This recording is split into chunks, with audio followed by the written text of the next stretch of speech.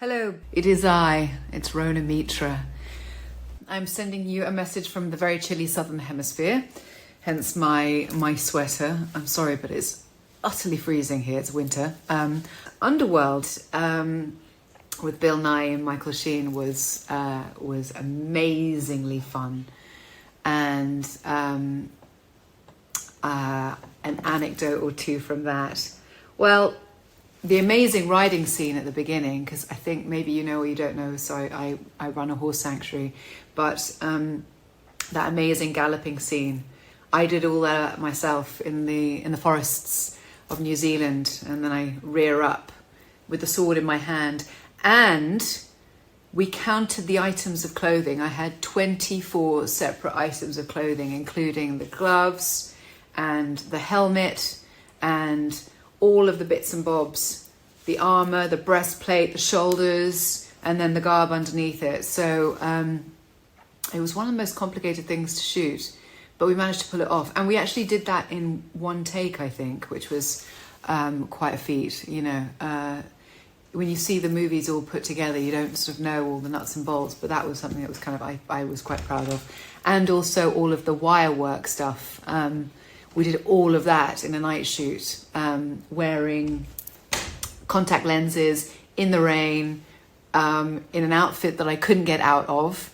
I had to sit in my trailer. So that whole wire work sequence where I'm flying through the air and, you know, I hold the sword to Bill's character, my daddy. And yeah, my God, that was brutal. Because imagine being completely soaked and wearing corsets and leather and all of that stuff. But was the most fun. So I'm glad that I actually have to say that I do love Underworld. It's one movie that when people say, what's your favorite? What should I watch? That's my favorite. And I still have the fangs. And every once in a while I'll pull them out. Sometimes I have them in my handbag and I will pop them in at traffic lights. And if I see a kid, I'll give them a little smile, a little cheeky smile, and it freaks them out. And it kind of makes me giggle. Because I'm really juvenile. Anyway, I don't think I'll be coming back. They burnt me in the end, so I don't think there'll be another Underworld. I think Kate probably made sure that I was gotten rid of, and that was a good way to do it. They singed me, so I don't imagine there'll be any vampire reprisals anytime soon. But and don't go out there. In a world where zombies, ghosts, serial killers, and vampires all exist, it's Nico, Brian, Mike, and Dustin, and they are all that stand between you and the films that could end the world. Welcome to the Don't Go Out There Horror Movie Welcome back, Podcast. everybody, to the Don't Go Out There Horror Movie Podcast. Just want to thank all of our fans and listeners. We really appreciate all support. You guys are awesome. Before we get into tonight's film review, I just want to give a quick shout out to our website, don'tgoouthere.com. My man Brian has done a fantastic job with the website. He's got it looking great. Everything about our podcast is on there. All of our episodes and interviews from episode 1 to our weekly release. If you want to check out all of our episodes there, maybe you have an office job, don't have access to your phone, you can listen on your desktop computer. We've done some incredible interviews in the past with some of the biggest names in horror, some of your favorite slashers, writers, directors. Check out our interviews if you haven't heard those yet. We got our store where we got some new t-shirts. Brian and Dustin have done some fantastic designs if you want to check those out. And we also have Shan's Etsy page attached as well if you want to grab a tumbler. And we also have our social media, Facebook, Twitter, Instagram, YouTube, and TikTok. We love interacting with our fans. We love, meeting new people. We love answering your comments and questions on the air. So definitely check us out on social media. And the last thing I want to shout out is our Patreon. We call it Blood Donors. We have the traditional monthly reoccurring kind. You're a big fan of our podcast, a big fan of our show, you want to help support us, that option is available. And we also have one-time donations. If you want to donate and, if you have a film review you want us to do, that option is available as well. All right, guys, let's jump into tonight's film review. We're kicking off 2 months of consecutive 31 picks. The past 3 years, we've done 31 rankings each Halloween, and we've all kind of been feeling a little, wouldn't say, burnt out or anything, but it can be kind of overwhelming when you're doing 31 movies for one show and you got to do film reviews of different movies per week. So we just decided, hey, let's do 31 movies the next 2 months just to take a little burden off of us. We're kicking tonight off with Brother Brian's pick. Brian, you want to announce your pick? Yeah, I went with 2006's Underworld Evolution. I picked this one because I wanted to go in order, and obviously we've done the first one. Don't go there.com. Like I said when we reviewed the first Underworld, besides telling Mike to liken my balls, of course, but I like this franchise a lot. Some more than others, of course. I like the continuity it gives. Now, I don't think this one's as good as the first one for different reasons, but I think the fact that both Underworld and Evolution were written as one script kind of makes it feel like the end of a trilogy. And I say that because the third one's being a prequel and showing the first part, really. So it does feel a little like a third act, though, instead of a complete movie. And maybe that's why this one's never really hit like some of the other ones do. But I still like it. I think it's another solid entry in the franchise. But I do have more issues with it than I did the first movie. All right, I'll go next. Brian, I'm glad you said that because I didn't know how you felt about this movie, honestly. I don't like this movie, but I don't hate this movie either. I just think it's okay. Like, I don't know, I just had some – I re-listened to our X review a couple of days ago, and Dustin kind of said, I like the movie, but there's just something about it that makes me just not love it or really like it that much. I feel the same way about this one. It's a solid watch. The acting is fun. The set looks awesome. Some cool kill scenes. But I don't know, is the story too convoluted? Do I just not care about the story? Is there too much going on? I don't know. But I just didn't connect to this one like I did the first one.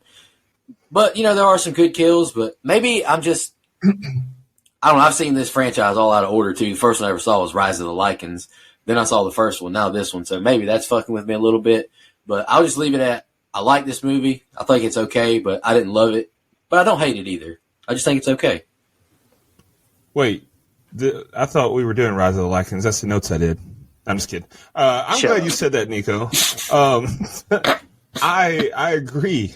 It was something about this movie. I was like, man, I really, sorry, I really like the history of it. Like, I like knowing the backstory. Maybe it's because they did the backstory as part 2. I don't know. It just didn't hit for me like I wanted it to. And it's a fine movie. It's right on par with the first one, in my opinion. But something about it, and also huge nitpick I have, I felt like this one overexposed the CG, and it did not hold up at all. And I talk about that quite a bit in my notes. Less is more. Now, at the time, I didn't see this movie when it came out. I told you guys before we started recording, I thought that I'd seen this movie.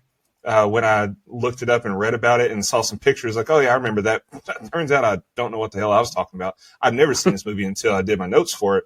But the CG might have been fine at the time. 2006, it's a different time as far as technology.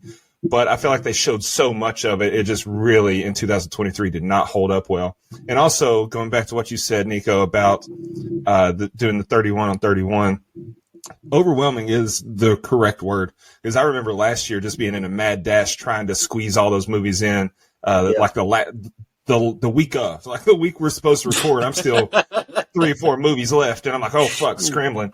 So overwhelming is a right word. So I'm glad that we're doing this theme the next couple months. Absolutely. Any more opening thoughts? We just jump into the scene by scene. All right, let's do it. The film starts with text on screen. 8 centuries ago, there was a blood feud between Lycans and vampires. War began between 2 brothers, the immortal sons of Alexander Corvinus. Marcus, bitten by bat, leader of vampires.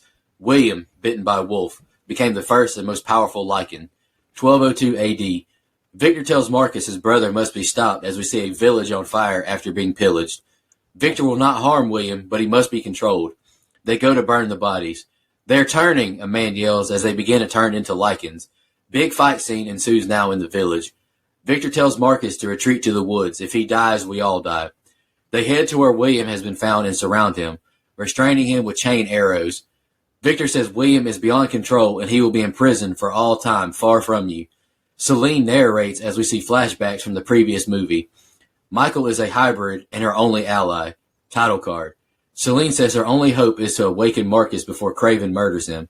Celine and Michael find a dead Lycan body in a lab that's been given a serum to be studied. She gets weapons to go to the mansion. She tells them she's going alone. Craven and his men free Marcus, who goes on to brutally kill all of them. He sees Craven's treachery and knows his lies. He bites his neck and sees flashbacks. Marcus then destroys Craven's head. Shalene tells Michael he needs to feed on blood, and normal food could be lethal. All right, Brian, that's the opening set of scenes I got. What do you think? I got the most on this, so bear with me a little bit here, but I'm definitely a fan of the refresher text at the start of this. Nico, you kind of brought that up a little bit, but this franchise, and I was going to say maybe it's just me, but obviously it's not. But for me, this one does take some, quote, refreshing. Like a lot of the names, sometimes it's hard to remember the last one. I think there's just a lot to these movies in that aspect, and I appreciate it anyway. Or else I'm just a dumbass. I don't know. But I don't really understand why the story talks about Marcus bitten by a bat and William, but leaves out the human that was bitten that got us to Michael Corvin in the first place. I mean, Victor even told us that part in the first one. So I don't know. It kind of seems a little bit odd to not bring up. And, so this may seem crazy, but this opening flashback is my favorite part of the entire movie. I do miss a lot about the first, I guess, and the third one. That we don't get in this one. Like the entire vampire hierarchy is dismantled here. So they're basically on the run the whole time in this movie. And my favorite part of vampire movies, like period, basically, is a whole Victorian vampire legacy thing. So I think that's why I like the first movie and this first part and the third movie so much, to be honest. Also, it's great to see Bill Nye the vampire guy, again. In fact, it does do a good job setting up Victor and Marcus's relationship and does a good job to really set up a lot of what we saw in the first one, but didn't really understand as much. It's also cool to see Zita Gorog back as Amelia, which I remember saying in our other review, I would love to have seen a spinoff with her coven or faction. This is the last time we'll see Amelia in the franchise. And I don't know. I've always been curious as to her side of the things we never got to see, I guess. The vampires seem a lot more competent in fighting the werewolves here, too. Much better than the OG. Maybe centuries of pussification hit them like it did humans, but I don't know. Just awesome damn shots of just vampires and werewolves just fucking each other up, people on fire, heads chopped off. That same blue tint we get to everything. Just a great job by Lynn Weissman and director of cinematography Simon Dugan, who replaced Tony Roberts from the first one. And like I said, I know I've talked a lot, but I did want to say I think this scene with Marcus fucking everybody up is awesome. Like the CG, Dustin brought it up. It's so hit or miss in this, like being that early 2000s. But I do think Wiseman does a great job with, in this set of scenes, cutting away, which is a clever way, I think, to keep what I can only assume is not the best effects in the world, kind of off screen or in the dark, which is more effective, obviously, to us anyway. Him popping out like Freddy in Nightmare 2 with the Mysterio music and all. I thought that was funny. And yeah, finally seeing dipshit Craven get fucked up with that amazing kill. Hell, there's a lot of really great kills here. Yeah. So I love the scrolling text and the score we get at the beginning, and then the transition into the eyeball. That was awesome. I love that. I love the visual of the burning bodies, turning, coming alive, and then all hell breaking loose. Now, I will say, I shit on the CG earlier, and I'm going to do it throughout this episode, but I liked seeing the transition here. Now, it's overexposed a lot, but I like seeing it here because even though it doesn't hold up much like the first movie, I think seeing it there, maybe it's because it was so dark and it was in shadow, which the whole movie's dark and got that bluish hue to it, much like my plums. But it's just seeing the transition there, it worked for me. And if they hadn't overexposed it, I think it would have been fine. It was better than seeing it, a lot of times in this time transition, we just see it in the shadows. Like there's a light and then we see a reflection on the wall, the shadows and the transition. For some reason, that first one, I just really liked it. I love the backstory we get before we meet back up with Michael and Celine as well, Brian. That was really cool seeing, kind of catching us up to speed and getting us all the details that we missed out on the first one. And that really were a lot of the questions that we may have had with that first movie. And then, Marcus coming out of the ground like a badass, just killing everyone, taking Buddy's head clean off. That was awesome. Like they definitely put him over, making him look incredible in that first set of scenes. So overall, I think this may be my favorite set of scenes just because of how we were introduced to everything, the way it was shot, and how Marcus looked. Exactly. Helicopter lands on a ship and they head to see Alexander. He goes by a different name, but it's fucking Alexander. He has to see what they have. No Lycan bodies found, and Craven's men did nothing to prevent the attack on the train. Alexander says that was never Marcus's coven. Marcus sees flashbacks of Celine and looks at the monitors. Alexander looks at the corpses and sees Lucian, but he has no pendant. He cuts open Victor's chest and removes another pendant. Marcus uses the computer and finds Michael on the surveillance tape. Michael doesn't drink blood and goes into town to a restaurant. Celine sees Marcus flying in the air and turns around. Michael eats food and reacts badly to it. The other customers stare at him and the cops see him being talked about on the TV. They draw their guns and one officer radios and Alexander hears, ordering his men over there now. Michael pounces on a guy but doesn't kill him and flees. They shoot Michael as Celine overhears. Michael retreats to the woods as they chase after him, shooting him over and over. Celine appears and fights them off. She bites her wrist and has Michael drink her blood to survive. Celine and Michael go to leave, and Marcus appears saying he knows what she's done. He pushes Celine into a rock, and Michael shoots him, getting Celine free. Celine hijacks a truck and drives away. Michael and Marcus fight in the back of the truck. Marcus flies into the driver's side window, crashing them into the mountain. Dead or alive, you will give me what I want, he tells her. She shoots him repeatedly until she slams him into the mountain with the truck. All right, Brian, that's the next set of scenes I got. What'd you think? Sounded like RoboCop there. Dead or alive, you're coming with me. Anyway. Never seen. Okay. Oh, never mind. Yeah, shocker. What? That blows my mind. Yeah, exactly. Okay, rant time. Could Michael be any more of a pussy with this blood? Like, it's synthetic. She says that. It's not even real blood. Just drink it, you dipshit. Somebody come make me a fucking vampire. Damn. You know how awesome that would be? Michael doesn't appreciate shit. More like Michael Core penis, am I right? Also, how is my guy going to pay for these onions and potatoes he throws up? Is he going to dine and dash on the poor-ass restaurant to begin with? This guy's the worst. I don't know. Change my mind. Celine could do so much better. So the Alexander thing, I kind of wish he would have had a bigger deal or been a bigger deal in this movie, or at least the like one of the last ones to die or something. Just at least maybe keep his identity secret later. But for someone so important, which, by the way, come on.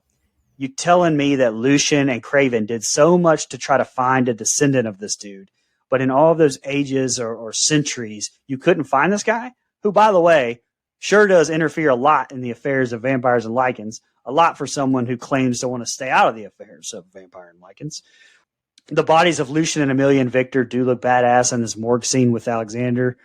Props to Phil Notaro and his team for the special effects. I know I've said his name at least 3 times on this show already for Starship Troopers, Aliens, and Hollow Man. Dude and his team, they just do great work. The last thing I want to say is, man, geez, these poor Hungarians, like, I think that's where this is. Marcus is flying around like it's just normal to do that out in the open, by the way. You have Michael causing a scene, which right now, this just made me question. If it turns daylight in the next scene, what the fuck time is it that all of these people are in this restaurant eating onions and dinner and shit? Like, what's happening here? Do we have Hungarian listeners? Write me an email. Let me run it through Google Translate and tell me if you guys eat shit like this at 5 o'clock in the morning. I'll let the guys talk about the truck battle where I do think the CG on the truck is bad. But in my opinion, Michael does look much better than he did in the last movie. And the fight was good, I thought. Go ahead, Des. You mentioned the poor Hungarians. I mean, maybe they can go to one of their neighboring countries. Maybe we'll send them $13 billion. I really love the score throughout this movie. Great selections. Like, it really does a great job of putting over the mood and setting. To me, the score was the star of this group of scenes. Like, I can't give enough props to, it was Marco Beltrami. So he did such a good job on iRobot that Lynn Wiseman wanted him in this film, and I think he knocked it out of the park. Fantastic. Okay, now that I'm off that. I also love how this movie is a direct sequel to the first one. And when I say a direct sequel, I mean direct. The carnage from the events of the first film still haven't been cleaned up. I love that kind of continuity. Like, it really does a good job, which, like you said, Ryan, with it being written at the same time as basically one long movie, that works for me. I love that. Yes. Pretty gross shit when Alexander dug Iron Man's arc reactor out of the chest of the corpse. That was pretty gross. I know Nico gets that reference. And then dummy Michael just goes into this restaurant and starts eating regular food right after Celine told him it could be lethal. What an idiot. I personally would never ignore something that Celine said to me. Like, I'd do whatever she said. Facts. Then I don't know about y'all, but if I shot someone and they just looked back at me and hissed, I'd probably give up. I'd call it a day. These cops Right. are different. Like, what the fuck was that? They just, he hissed. Let's keep shooting and chasing him. He seems like a totally normal guy. Fuck. And then it was tense as shit when Marcus showed up on the mountain there, and Michael just empties a clip on him. The guns in this franchise are badass, by the way. Like, just Yes. It's incredible. I'd like to take one of those to the gun range. But I like how the action picks up in this set of scenes. But yeah, it just, I won't say it's a letdown from the first set of scenes, but to me, it's pretty much all downhill from there. So not as good. Michael gets into the truck and notices he's a hybrid, saying he wanted the pendant. It's daylight and Celine's hands begin to burn. Michael takes over the wheel and crashes him into a warehouse. Michael uses paint to cover the windows to block out the sun. He locks her in a shipping container and gets a first aid kit. She's recovered, though. The two now perform coitus. Marcus is healing as officers find the dead lichen in the lab. Alexander's men arrive, knocking out the cops. Alexander's men flee as the bomb they left explodes, destroying the lab. Celine wakes up and finds Michael working on the vehicle. She sees more flashbacks holding the pendant. Alexander tells Samuel to stay airborne. They'll appear. Celine said she held the pendant when she was a child.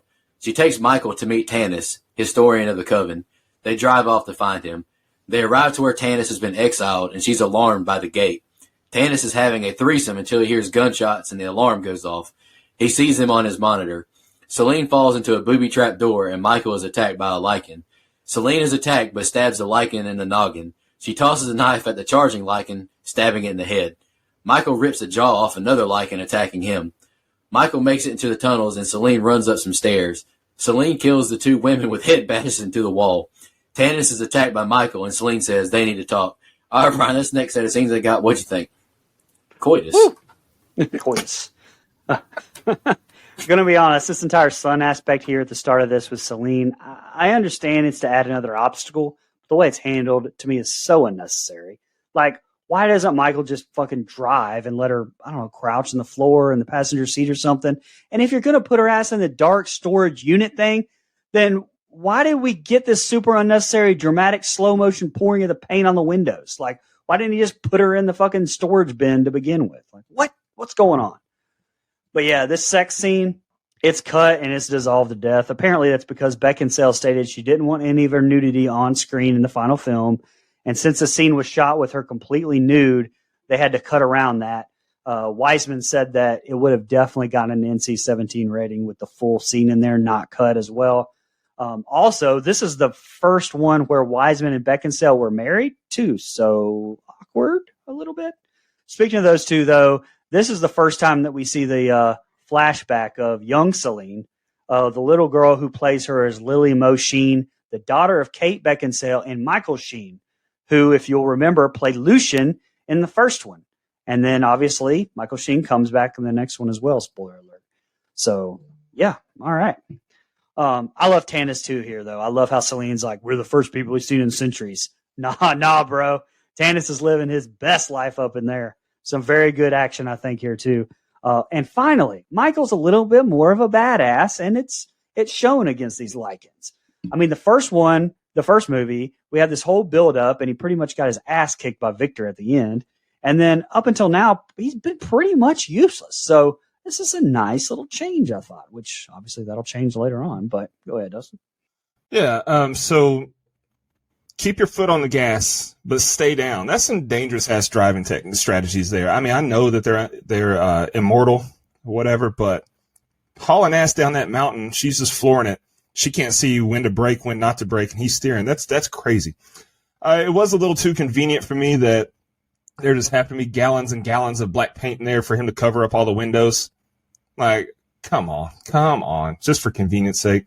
Could have done without the sex scene here, to be honest with you. Not because there's anything wrong with it, just pure jealousy, that's all. But in all seriousness, it was a little unnecessary. Like, okay, like we know they're involved. Just weird. Some real Adam 22-like behavior from Wiseman to want to record that. Then when they pull up to see Tannis, which, by the way, Tannis, I don't know if you guys have ever watched Letterkenny, but anytime I hear Tannis, I just think of Letterkenny, so that was funny. But she said, I don't remember this gate. Well, honey, do you remember everything from the past 300 years? Get the fuck out of here. I struggle to remember us recording the review for the first Underworld movie. That wasn't that long ago. 300 years ago, maybe the gate was there. Michael's transition here, terrible CG. Like, oof, I know I said what I said earlier about I like seeing the first one, but seeing it here, maybe just show it once and then let the rest happen off screen or in the dark shadows where you can't really see it. It just looks so bad to me.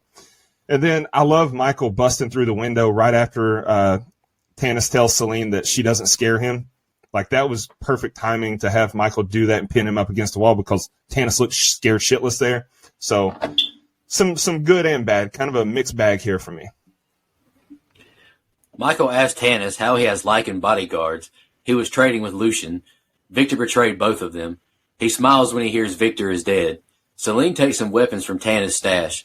Michael asks why Marcus was after this pendant, tossing it to him. Marcus feasts on horses as Tannis reveals he was the first true vampire. Victor was a human. Tannis now tells the story of Marcus and William. Tannis shows him a picture of Alexander Corvinus, the father of them all. Celine's father was commissioned to build William's prison. Celine now knows why her father was killed. Lucian had the key to William's prison. Tannis can't answer why Marcus is looking for William, but says he knows someone who could stop him, and he'll arrange it for discretion. Tannis takes the women's dead bodies into the tunnels, and he hears windows shattering. He runs and tries to hide, but Marcus finds him. He tells Tannis to sit, who is cowering, looking at his weapons. He asks Tannis of the 2 keys, and Tannis says he doesn't know. Marcus grabs him with his wings, and Tannis tells him where the keys are. Marcus bites Tannis' neck and sees flashbacks. Celine and Michael are with Alexander showing him the key. He presses the button, and she realizes he's Alexander Corvinus. He hands Michael the key and reveals how he stayed hidden. She says he needs to help her stop Marcus. She says thousands have died because his sons are monsters. All right, Brian, this next set of scenes I got, what'd you think? I want to give Tony Curran as Marcus his props because when he's finally here at Tannis' love shack after the pretty unnecessary horse barn bust-in scene, his sit-down as a human, to me, it's so damn good. Like, there's a lot of dialogue in this set of scenes here, but if you miss this and you don't pay attention, you're lost as fuck. I mean, you learn of why Victor kept William alive. You learn all of this history with Celine. And honestly, good luck the rest of the entire series if you miss literally any of this. This little 4 to 5 minute segment with Celine and Michael and Tannis, and then Tannis and Marcus, maybe the most important part of any movie in this series. And just total transparency, it took me a few times seeing this movie, and really a lot of them in the series, before I fully understood all of this.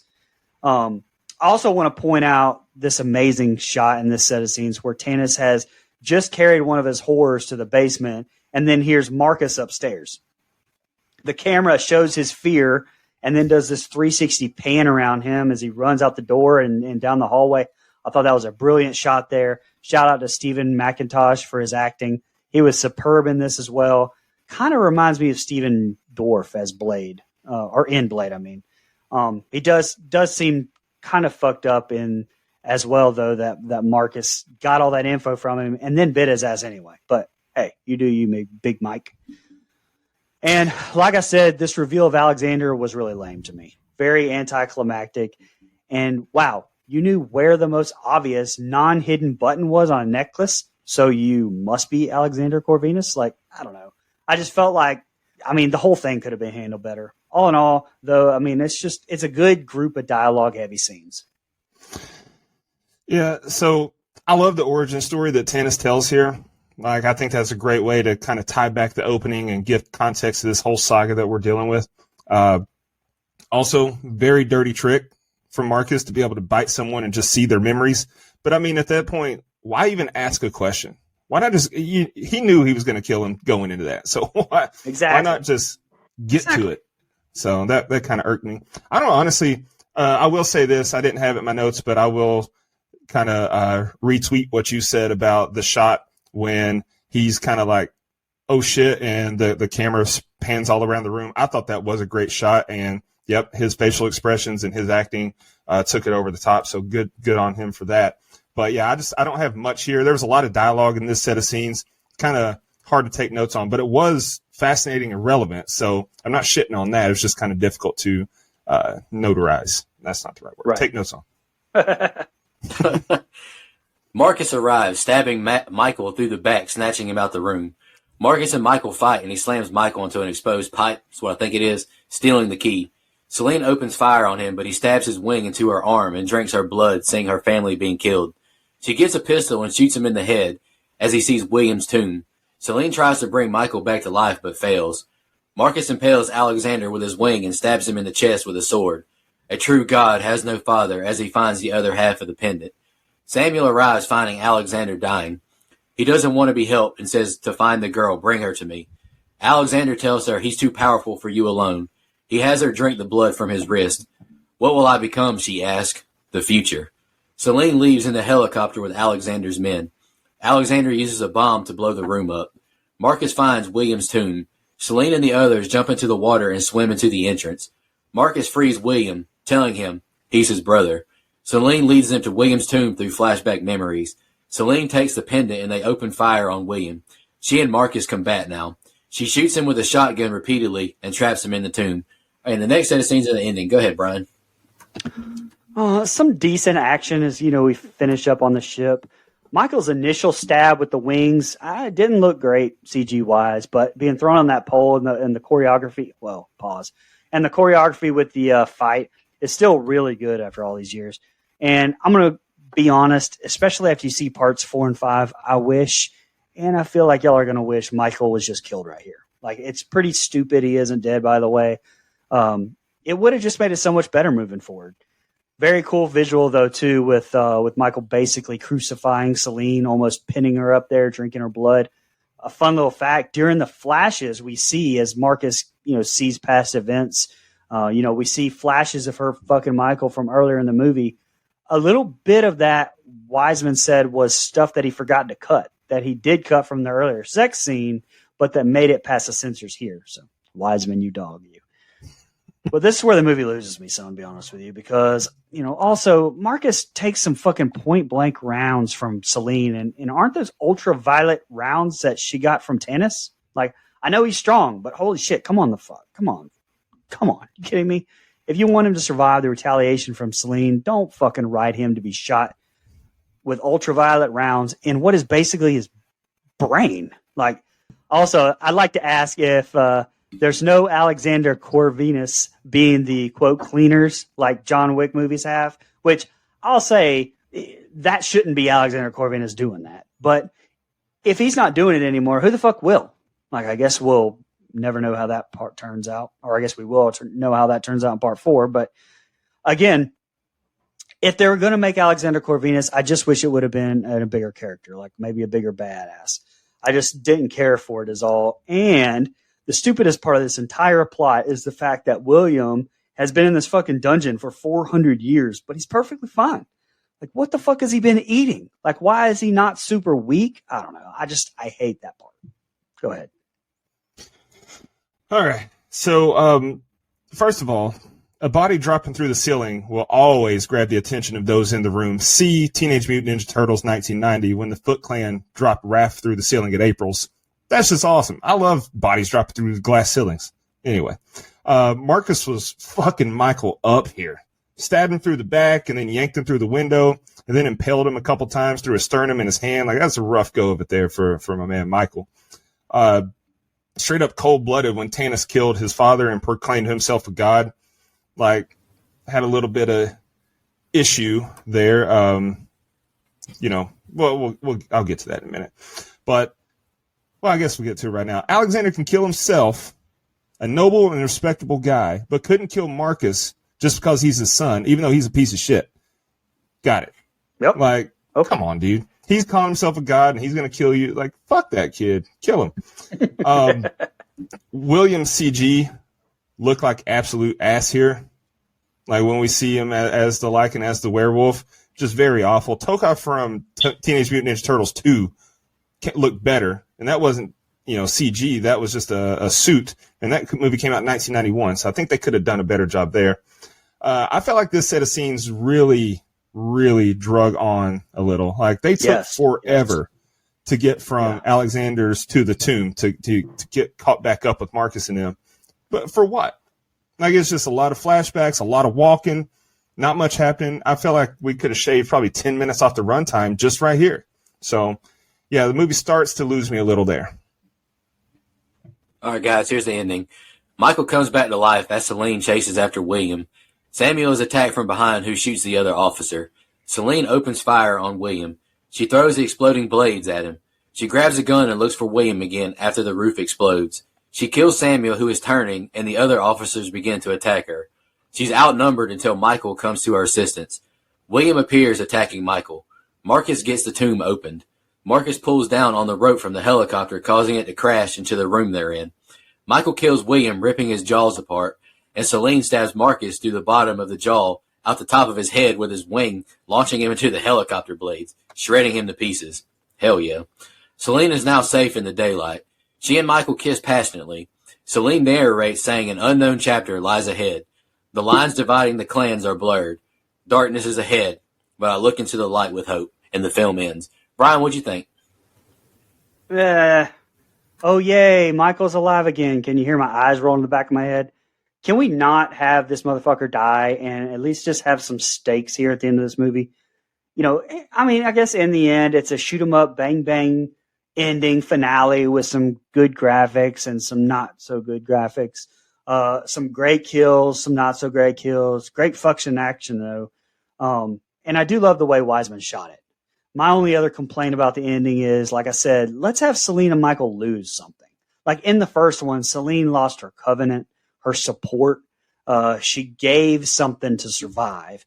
In this one, it just doesn't seem that way. Like, it would have been kind of cool to see, you know, Alexander Corvinus show up here and maybe save his sons and have Michael dead and Celine barely escape to set up Corvinus as the big bad in the fourth one. Again, since 3 is a prequel. But I don't know. The ending was just a little too neat for my taste in this franchise. That was all. So when they're looking for William on the rope bridge and stuff, the set design there really reminded me of Legends of the Hidden Temple. What a great show that was. All right, that was just a sidebar. Throwing the little ninja star bombs. For what? Like, I get it. It opened up a hole in the ceiling so that the helicopter could shoot in, but she threw them, made it look like she was trying to throw them at William there, and just nicked him on the leg. And I don't know, just kind of think there was a better way to get to where we were going there. Marcus pulling the helicopter out of the sky was badass. And then, just like I said in the review for the first one, these 2000s action-packed movies love their slow motion when people are flying through the air. Like, we saw it when Celine jumped out of the chopper into the water, and then we see it again here when she jumped out of the way as the helicopter was falling. It's just kind of funny in retrospect because they did it so often in this time period. Matrix effect. Then when Michael gave William the reverse bear trap from Saw, but he did that shit with his bare hands. That was fucking awesome. So I really love that. That was nice. Honestly, though, kind of disappointed with how Marcus went out. Like, he went out like he did. He was a badass all movie. And then she just snuck one on him, stabbed him through the bottom of the chin, up through his skull, and then shoved him into the helicopter. Now, I will say, it did look cool when he, you know, got shoved into the chopper blades and his body got cut up into 1,000 pieces. That looked awesome, but it's just kind of like disappointing that he was a badass all movie, and for, you know, however long he was, 500 years, and he died like that. So, womp womp. All right, guys, any more final thoughts before you jump into the social media comments and questions? We don't have a lot. We only got one on Twitter. Sean Irwin commented, "This was a fun sequel movie. Not a perfect one, but still fun. Definitely interesting takes on the origins of werewolves taken further in it." Okay, I would agree with that. Okay. Brian, Dustin, you got any fun facts you want to share? I got a couple. The opening battle was filmed on a set built on a ski range with the hope of heavy snowfall. In the end, snow only came in hours before filming was supposed to start. The snowing seen on screen is completely natural and not man-made. That's pretty damn awesome. Tony Curran, who played Marcus, portrayed a pure-blooded vampire named Priest in Blade 2. And our body count, 62 in this movie. Nice. So you mentioned Tony Curran. He also, according to him, stipulated in his contract that he wanted to be able to wear his vampire fangs at all times, even when he wasn't filming. What a freak. Nice. All right, let's jump into our favorite kill, least favorite kill, and the rating. I'll kick us off. I'll go first. Favorite kill, man, oh man, I'm gonna go with Craven. I like Craven's kill. It was good. Said it was a good kill right at the beginning of the movie when it, really had my interest. Least favorite kill is probably gonna be controversial. I'm gonna go with Alexander Corvinus, Marcus, and William. I mean, they're supposed to be the most powerful guys in this, story, and they kind of got made to look like bitches. I mean, I'm glad you said that, Dustin, bringing that up. It's like these are the most powerful guys ever, and they're just getting beat up by, Celine and Michael. I mean, they didn't put up much of a fight. That's just my personal opinion. I've kind of said how I felt about it. The movie's okay. I feel like it drags a little bit, like in between the action sequences, a lot of story, a lot of flashbacks, kind of hard to keep up with. I mean, Brian's a big fan of the franchise and said it's kind of hard to keep up with all the characters. And something I haven't said yet is I miss Lucian. I like Lucian a lot. I'm a big fan of Rise of the Lycans. I'm really glad they bring him back for that one. Lucian's one of my favorite characters. And I'm looking forward to rewatching that movie and reviewing it down the road. I gave the first Underworld a 7.5. I'm going to give this one a 6. It's okay, but it's definitely not as good as the first one. So, favorite kill, I went with Marcus beheading old buddy at the beginning, just because he came out of that sewer drain or whatever the fuck it was and just started fucking shit up and cut dude's head clean off. I love that one. Although the reverse bear trap, that was a solid number 2. Those are interchangeable for me.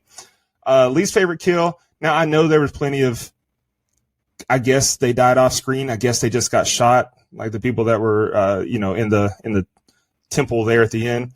But I'm not going to count those. I'm going with Alexander as well. What a hoe! What are you're a badass. You're the strongest of your kind. You've been around for 500 years and you die like that. Just did not work for me. And as far as my closing thoughts, I gave the original one a 7 when we rated it.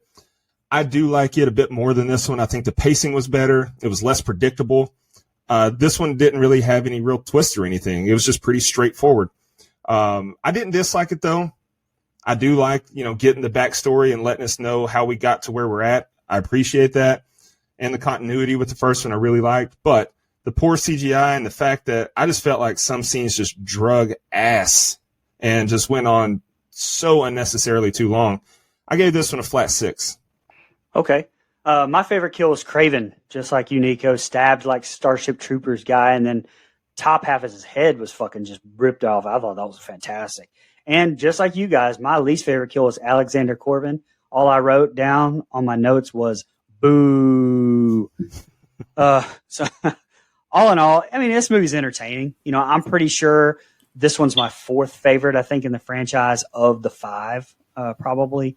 Maybe that'll change as we get through them again. But I know it's at least definitely behind 1 and 3.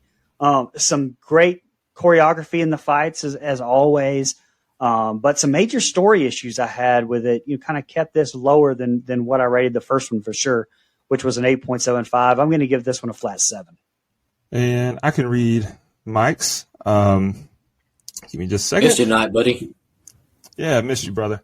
But happy wife, happy life. Mike says, and I quote, "Man, I'm glad Brian picked these movies. Like I told him earlier, I would have never watched these on my own, and I would have missed out on them. Kate Beckinsale and Scott Speedman are great again, and I really like this one. It's more of a love story than anything else." You would say that. Yes, you have the Vamps and Wolves story under there, but now we're expanding on that. The sets and atmosphere of the movies in this universe are some of my favorites. It always looks dark and cold. I like that we continue this idea of the hybrid vamp and wolf people with how powerful they can be. And I like that it explains the ancient ties to these characters. Marcus is also a great villain, which is why his death is so satisfying. The hour and 45 minutes flew by. Do not retweet that. He also included the budget here. He said budget had a $45 million budget, and it grossed $113.4 million at the box office. His favorite kill is Marcus. The rod through the mouth and impaling looked awesome and was, like I said, satisfying. Pause. His words, not mine. Worst kill.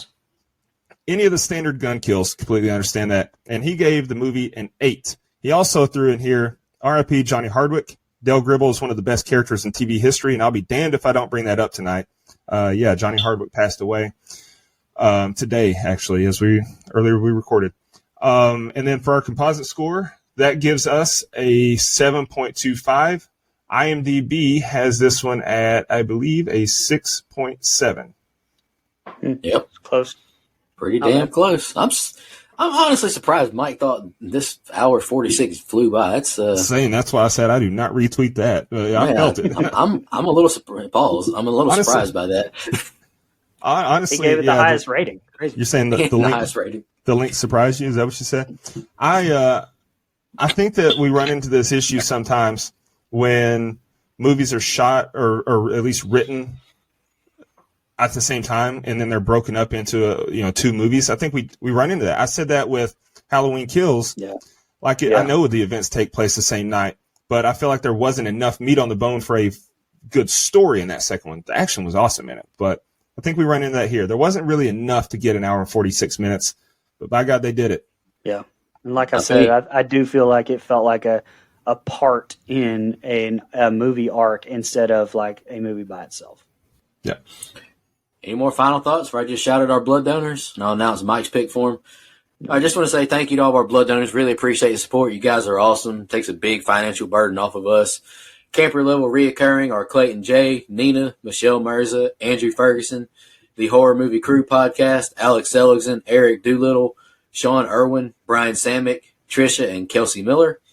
Our camp counselor reoccurring are Dennis Kennedy, Edwin Hernandez Gunn, Joe Swinford, Jennifer Davis from the Too Close to Home podcast, Kylie Denise, all the way from Australia, Adrian Aiello, Karen, Matt Strickland, and Gail Kuntz. Just want to say thank you to all of our blood donors. It means a lot to us. Times are super tough right now. Totally get it. If you can't afford to give financially, but we appreciate all of our fans. And we'll be doing some giveaways soon. It's almost October. We got some shit to give away. I'm going to announce Mike's pick. His 31 pick is next week. We're going to be concluding the Fear Street trilogy, Fear Street 1666. I'm looking forward to it. I've only done, the reactions to this one. But I'm excited to review it and knock out this trilogy. It's going to be fun. And if you're a listener of the show, comment on our social media. We tried a new scene by scene and interaction kind of tonight. I think it went pretty well, honestly. I thought it broke things up a little better. It gave a little more flow to the show. If you liked it, let us know. We'd love to hear your feedback. Final thoughts, guys, before we get out of here. I will say that Mike has been listening to a lot of Taylor Swift. That might be why he likes that love story so much in this movie. He's saying it's a love story. Baby, just say yes. Yeah. Nice. That was nice. You see that it? was nice. No, you know what? Honestly, he's not here, so I'm going to say this. It's not going to surprise me one bit when he eventually picks the Twilight Saga. He's going to. That's not horror. All right, end the episode. Just want to remind everybody.